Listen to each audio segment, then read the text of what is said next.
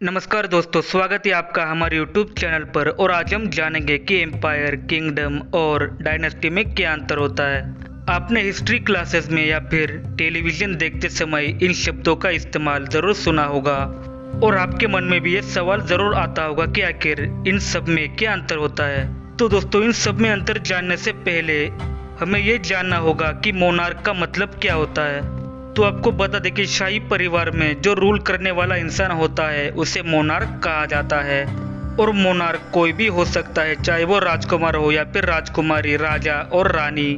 मतलब कि शाही परिवार में ऐसा कोई इंसान जो रूल करता हो उसे मोनार्क कहा जाता है। अब हम जानते हैं कि किंगडम किसे कहा जाता है।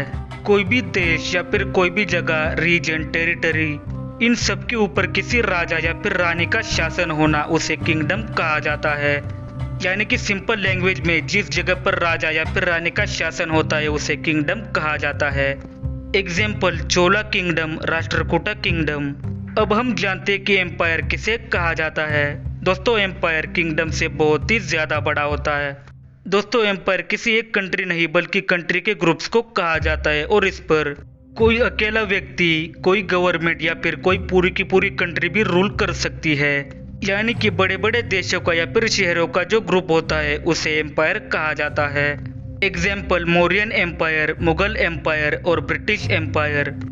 और एम्पायर को हिंदी में सम्राट कहा जाता है। अब हम बात करते हैं कि डायनेस्टी किसे कहा जाता है। दोस्तों, इसे आप ऐसे समझ सकते हैं कि अगर किसी राजा ने एक देश पर रूल किया और वो मरने के बाद उसके बेटे ने तुरंत उसकी गद्दी संभाली और उसके भी मरने के बाद उसी के फैमिली में से कोई एक राजा बनता है तो इसी की लाइन को डायनेस्टी कहा जाता है। यानी कि किसी भी राज्य के ऊपर एक ही फैमिली का रूल होना डायनेस्टी कहलाता है।